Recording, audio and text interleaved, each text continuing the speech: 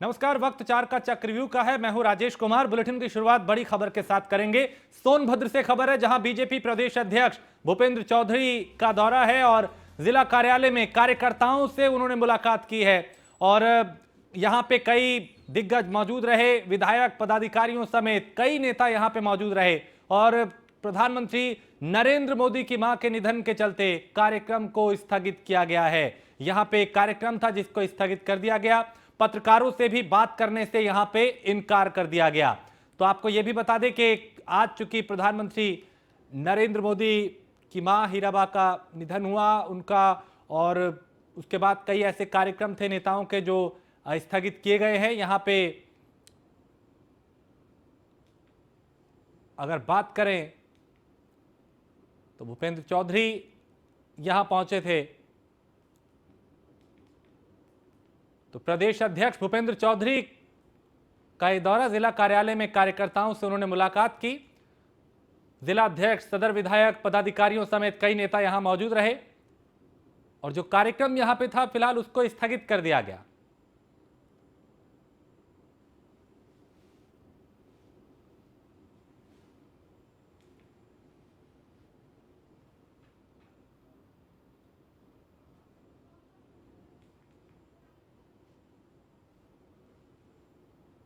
तो एक तरफ चूंकि चुनावी सरगर्मियां तेज हैं, निकाय चुनाव को लेकर मंथन किया जा, दूसरी तरफ अगर बात करें तो सोनभद्र में आज बीजेपी प्रदेश अध्यक्ष भूपेंद्र चौधरी पहुंचे।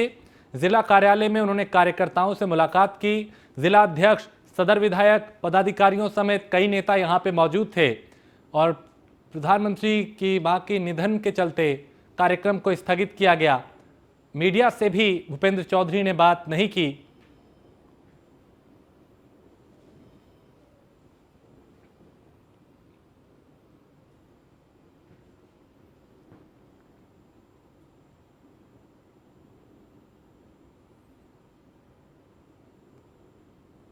संतोष मिश्रा हमारे संवाददाता इस खबर पे ज्यादा जानकारी के साथ। संतोष, आज जिला यहाँ पे सोनभद्र की अगर बात करें तो यहाँ पे प्रदेश अध्यक्ष भूपेंद्र चौधरी पहुंचे थे। कार्यक्रम था जिसे स्थगित किया गया, क्या कुछ कार्यक्रम था यहाँ पे? जी, मैं बता दूं कि यहाँ पे प्रदेश अध्यक्ष भूपेंद्र चौधरी का सोनभद्र दौरा हुआ। तो उनका 2 दिवसीय दौरा था। यहाँ पे जो निकाय चुनाव के लेके यहाँ पे कुछ बैठकें करनी थी, कई पदाधिकारियों से मुलाकात करनी थी, लेकिन उनका दौरा स्थगित कर दिया गया। पीएम प्रधानमंत्री मोदी जी के माता जी के निधन पे वो शोक व्यक्त करते हुए कुछ भी बोलने से इनकार किया और पदाधिकारियों से वार्ता करते हुए निकल लिए।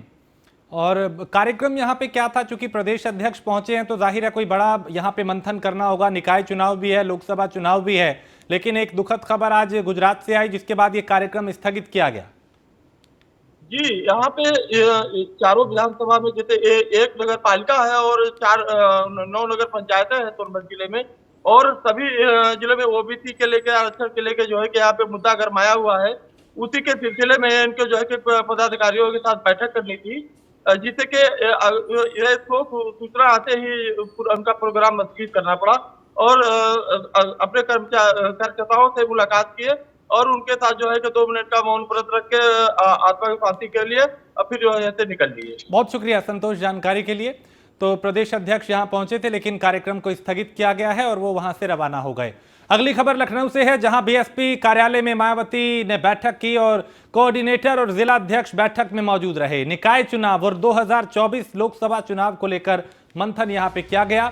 मायावती ने बीजेपी कांग्रेस को आरक्षण विरोधी बताया और मिशन में जुटे बसपा कार्यकर्ता ये उन्होंने आह्वान किया।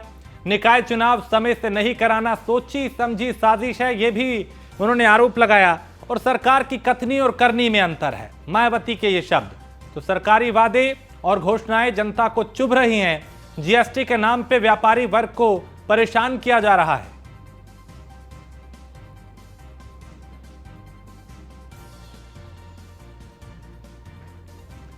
सरकारी वादे और घोषणाएं जनता को चुभ रही हैं। जीएसटी के नाम पर व्यापारी वर्ग को परेशान किया जा रहा। मायावती ने यह आरोप लगाया। बीएसपी पूरी तरह से एक्टिव अब दिखाई दे रही है निकाय चुनाव से पहले, और मंथन का दौर जारी है। समीक्षाएं की जा रही हैं, समीकरण बनाने की कोशिश की जा रही है।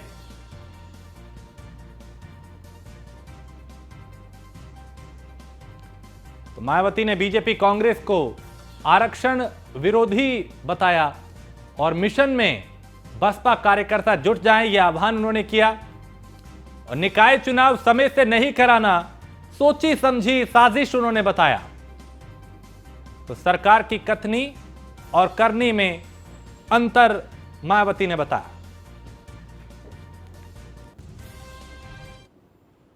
और पश्चिम बंगाल को प्रधानमंत्री नरेंद्र मोदी ने सौगात दी है। पीएम मोदी ने वंदे भारत ट्रेन को हरी झंडी दिखाई।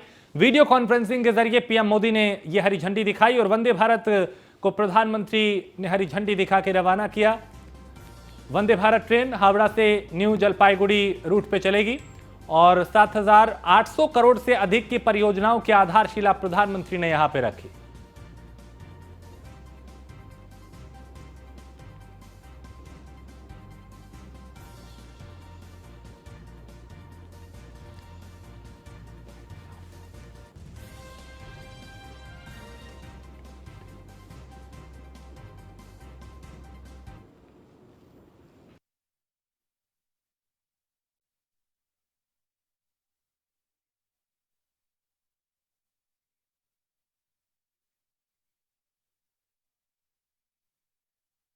बंगाल की पुण्य धरती को, कोलकाता की ऐतिहासिक धरती को आज मेरे लिए नमन करने का अवसर है। बंगाल के कण कण में आजादी के आंदोलन का इतिहास समाहित है। जिस धरती से वंदे मातरम का जयघोष हुआ, आज 30 दिसंबर की तारीख का भी इतिहास में अपना बहुत महत्व है। 30 दिसंबर 1943 उस दिन ही नेताजी सुभाष ने अंडमान में तिरंगा फहराकर भारत की आजादी का बिगुल फूंका था। इस घटना के 75 वर्ष होने पर साल 2018 में मैं अंडमान गया था। नेताजी के नाम पर एक द्वीप का नामकरण भी किया था और अब इस समय देश आजादी के 75 वर्ष का पर्व मना रहा है, अमृत महोत्सव मना रहा है।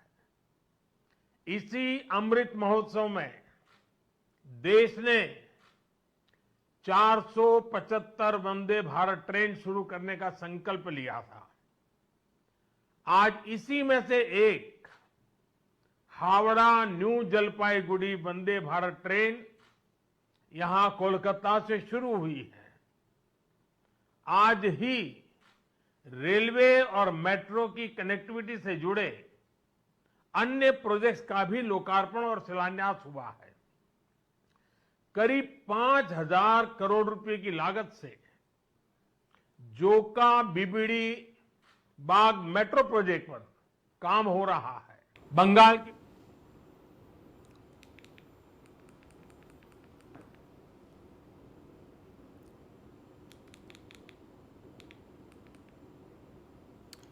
और प्रधानमंत्री नरेंद्र मोदी की मां हीराबेन का आज निधन हो गया। अहमदाबाद के अस्पताल में उन्होंने अंतिम सांस ली। हीराबेन की उम्र 100 साल थी। प्रधानमंत्री नरेंद्र मोदी की मां हीराबेन की तबीयत बुधवार को अचानक बिगड़ी थी, जिसके बाद उन्हें अस्पताल में भर्ती कराया गया था।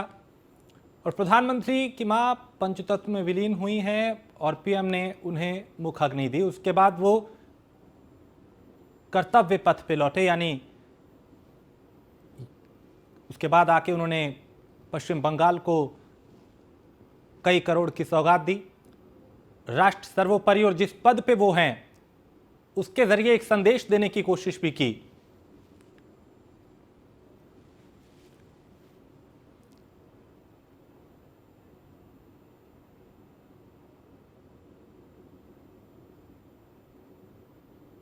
तो ये अलग अलग तस्वीरें जहां प्रधानमंत्री नरेंद्र मोदी की माताजी, जिनका आज निधन हो गया, उन्होंने उनको कांधा दिया, श्रद्धांजलि अर्पित की, पंचतत्व में वो विलीन हो गई।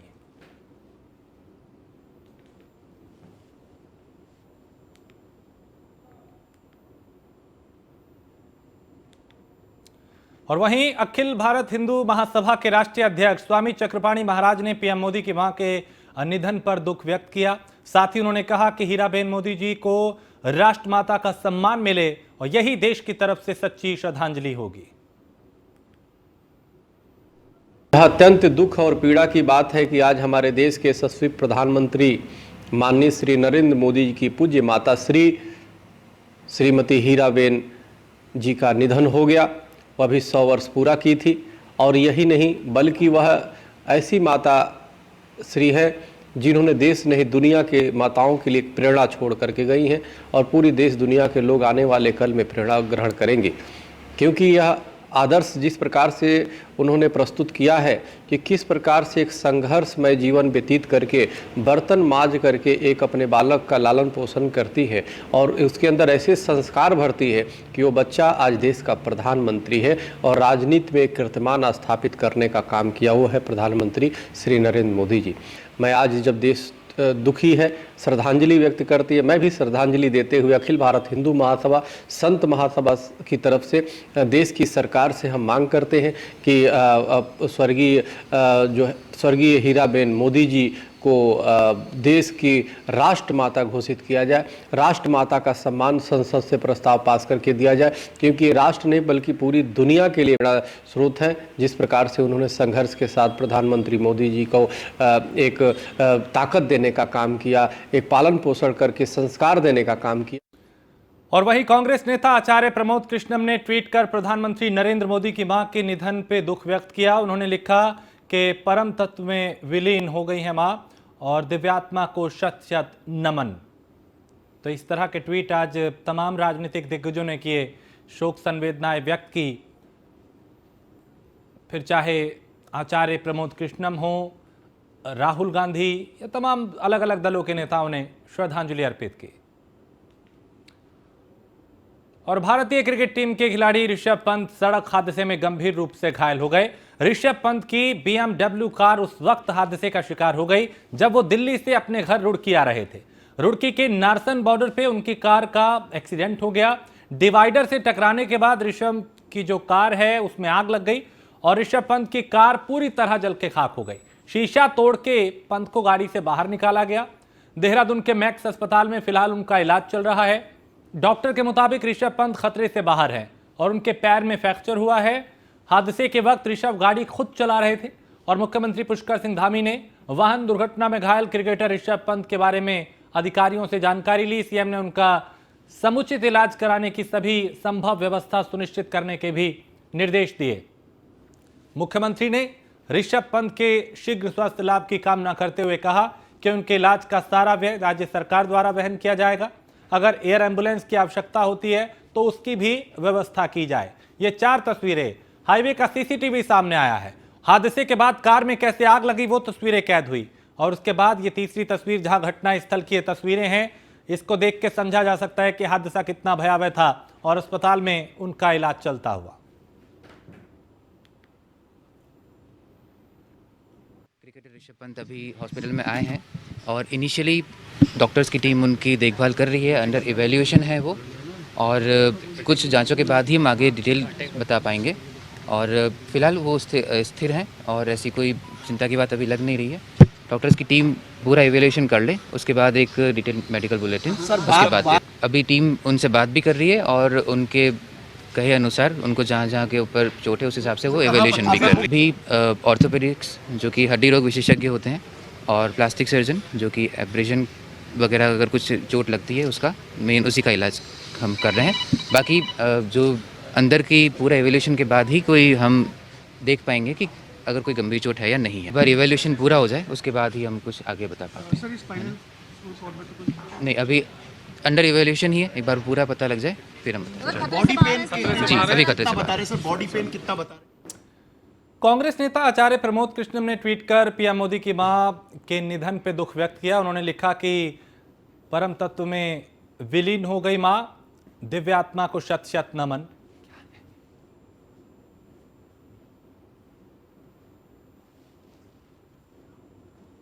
तो आचार्य प्रमोद कृष्णन का ये ट्वीट और इस तरह के ट्वीट आज राजनीति से जुड़े कई लोगों ने किए, अलग अलग क्षेत्रों से जुड़े लोगों ने किए। और चूंकि देश के प्रधानमंत्री नरेंद्र मोदी, उनकी मां हीराबा जिनका आज निधन हुआ,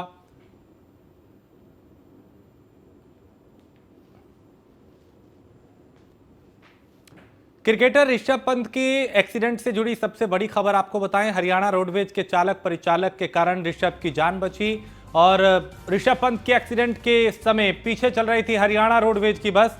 चालक सुशील और कंडक्टर ने हादसे की सूचना 112 पे दी। पुलिस ने बिना देर किए ऋषभ पंत को अस्पताल पहुंचाया और पंत की मां को हादसे की सूचना दी। एसएसपी अजय सिंह के मुताबिक मामले की जांच की जा रही है।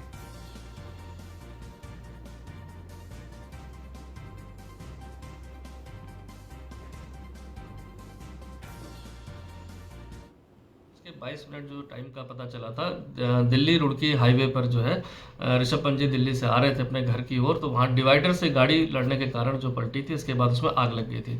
वहीं पर हरियाणा रोडवेज की एक बस भी जा रही थी, उनके ड्राइवर थे सुशील कुमार, इनके द्वारा तत्काल कंडक्टर के साथ उसमें मदद की गई और 112 को फ़ोन किया गया। चूँकि नारसन चेक पोस्ट पर हमारी पुलिस वहाँ रहती, वहाँ 10 मिनट के अंदर ही पुलिस पहुँचने के बाद उनको एम्बुलेंस के माध्यम से जो है नियर बाई हॉस्पिटल में लाया गया प्राथमिक उपचार के लिए, जहाँ पर डॉक्टर ने बताया कि वो खतरे से बाहर है, उनको कोई ग्रीवियस इंजरी नहीं है, लेकिन उनको हायर सेंटर के लिए रेफर करने के लिए बताया गया, जिसपे लाइफ सेविंग हमारी जो एम्बुलेंस होती है उसको अरेंज करने के बाद उनको higher centre Doon Max hospital भेज दिया गया, जहां पर वो सकुशल पहुंच भी चुके हैं। साथ ही साथ उनकी मदर को भी सूचना मिलने के बाद पुलिस द्वारा जो है उनको घर भेज के गाड़ी उनको लाया गया और उनके साथ वो उनको रवाना हुई। प्राथमिक जो जानकारी मिली है उसमें यह पता चला है कि झपकी लगने के कारण जो मॉर्निंग में रहता है, इस कारण से जो है गाड़ी अनियंत्रित होकर लड़ गई थी। बाकी अन्य पहलुओं के लिए भी हम इसमें हमारी टीम जो है सीसीटीवी फुटेज अन्य चीज़ों की जाँच कर रही है। बाकी अभी तक की जो जानकारी है उसमें वो सकुशल है, कोई लाइफ थ्रेटनिंग इंजरीज नहीं है। और भारतीय क्रिकेटर ऋषभ पंत फिलहाल देहरादून के मैक्स अस्पताल में भर्ती हैं। डॉक्टर्स का पैनल लगातार उनकी निगरानी कर रहा है। मैक्स अस्पताल के मेडिकल सुप्रिटेंडेंट आशीष याग्निक के मुताबिक ऋषभ की हालत सामान्य है, वो लगातार डॉक्टर से बातचीत कर रहे हैं। और वहीं सीएम पुष्कर सिंह धामी ने ऋषभ की मां से फोन पे बात की और अच्छे इलाज का भरोसा दिया। वहीं सीएम धामी पहले ही बोल चुके हैं कि ऋषभ पंत के इलाज का सारा खर्च सरकार वहन करेगी।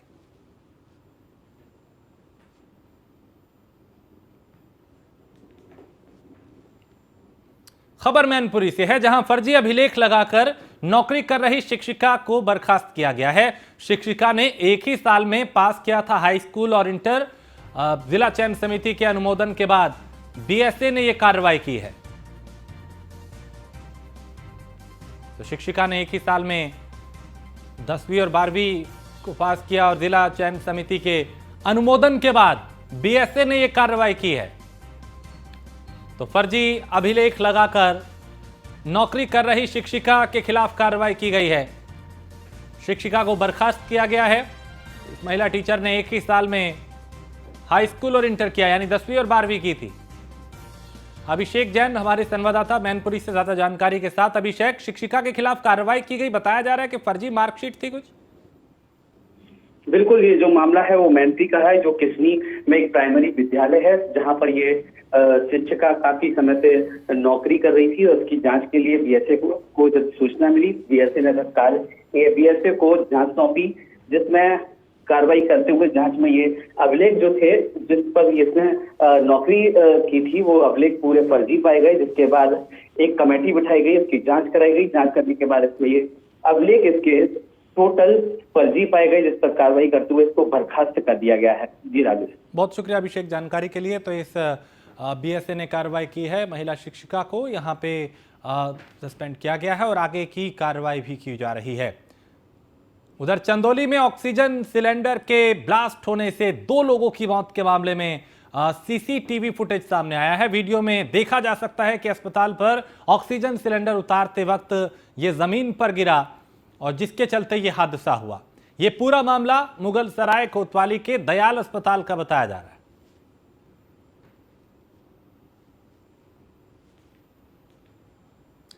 रामकुमार हमारे संवाददाता इस खबर पे ज्यादा जानकारी के साथ। रामकुमार, ऑक्सीजन सिलेंडर फटा था, इससे जुड़ी क्या जानकारी आपके पास, क्योंकि इसमें 2 लोगों की जान गई थी? जी बिल्कुल, हम आपको बता दें कि मुगल सराय कोतवाली के दयाल हॉस्पिटल का मामला है, जहां पे ऑक्सीजन सिलेंडर आया था हॉस्पिटल के लिए और मजदूर उसे उतार रहे थे। और आप देख सकते हैं कि सीसीटीवी फुटेज भी सामने आया, वीडियो में साफ दिख रहा है। धमाका इतना तेज होता है कि करीब 1 किलोमीटर तक उसकी आवाज सुनाई देती है। और जो दो लोग मरे हैं उनके शरीर के परखच्चे उड़ गए हैं। 100 मीटर तक उनके जो है शरीर के टुकड़े जो है मिले 100 मीटर दूरी तक। हालांकि आनंद फानंद में पुलिस पहुंची है और पुलिस कप्तान और सीओ वगैरह पहुंचे और किसी तरीके से 100 को पीएम के लिए भेजा है। और एसपी अंकुर अग्रवाल का कहना है कि इसकी जांच कराई जा रही है कि आखिर घटना किस तरीके से हुई है और जो भी इसमें दोषी होगा उसके खिलाफ कार्रवाई की जाएगी। जी बहुत शुक्रिया राम कुमार जानकारी के लिए। तो ऑक्सीजन सिलेंडर फटने से मौत का मामला है जिसका वीडियो सामने आया। कासगंज में सोशल मीडिया पे महाराणा प्रताप के खिलाफ अभद्र टिप्पणी करने पर हिंदूवादी संगठनों में आक्रोश है, जिसमें गुस्साए कार्यकर्ताओं ने सीओ साहवर को शिकायती पत्र सौंपा और अभद्र टिप्पणी करने वाले के खिलाफ कार्रवाई की मांग की गई।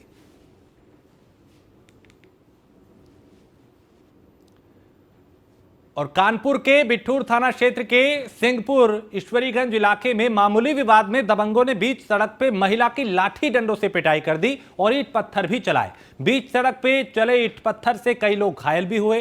राहगीरों ने सड़क पे हो रही मारपीट का वीडियो बनाया और अब यह वीडियो सोशल मीडिया पर वायरल हो रहा है।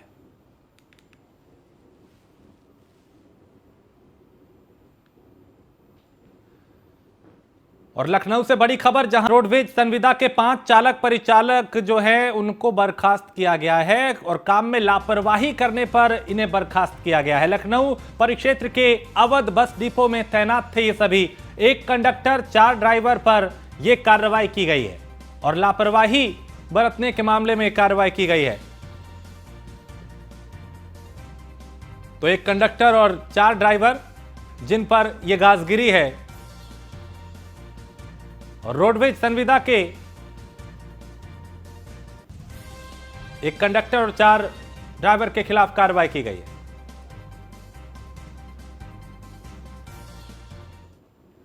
खबर जौनपुर से है, जहां प्रेमी जोड़े को बांधकर पीटने का वीडियो वायरल हो रहा है। इस वीडियो में बताया जा रहा है कि प्रेमिका 2 मासूम बच्चों की मां है। वायरल वीडियो कई दिन पुराना है। यह वीडियो किराकत के एक गांव का बताया जा रहा है।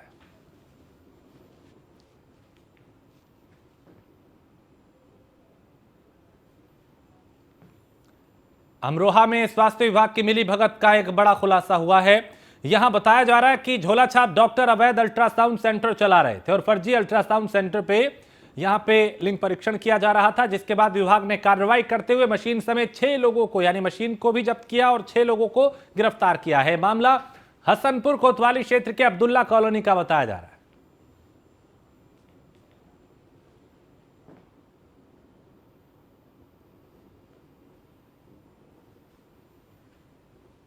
तो स्वास्थ्य विभाग ने यहां पे बड़ी कार्रवाई की है और फर्जी अल्ट्रासाउंड सेंटर पर छापा मारा गया।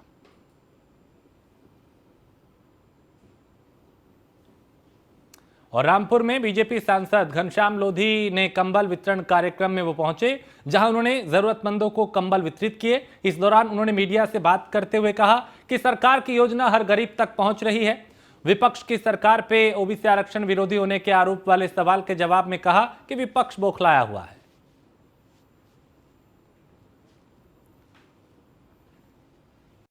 हमारे सरकार की योजना है, कोई भी गरीब है ना, बिगर कंबल के नारे, बिगर कपड़े के नारे, किसी को कोई ठंड ना लगे, सब स्वस्थ रहे।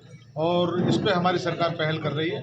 और सरकारें तो पहले भी रहती थी, लेकिन पहले सरकार बाद में जगती थी, क्योंकि जब ठंड निकल जाती मैंने देखा तो है ना कंबल बढ़ती थी। लेकिन हमारी सरकार ने जब शुरुआत ठंड की हो रही है उससे पहले ही हमारी शुरुआत हो चुकी है। 7वां 8वां दिन है, हम भी कंबल बांट रहे हैं लगातार। मैंने 2-4 दिन पहले भी शुरुआत और आज भी आपके स्वार में आए और कंबल वितरण का कार्यक्रम है। तो हमारी सरकार चाहती है कोई भी गरीब बगैर वस्त्र के ना।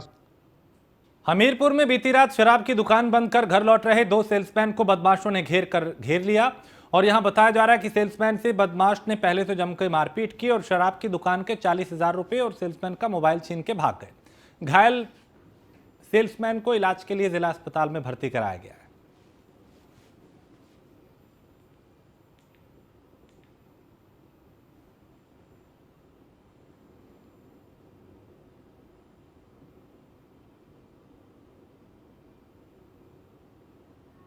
यहाँ बदमाश बिल्कुल बेखौफ है। उन्होंने पुलिस का डर है, ना प्रशासन का, ना कानून का, ना सिस्टम का। और दिन दहाड़े एक सेल्समैन के साथ मारपीट की गई, उसके साथ लूट की गई। हमीरपुर का यह मामला।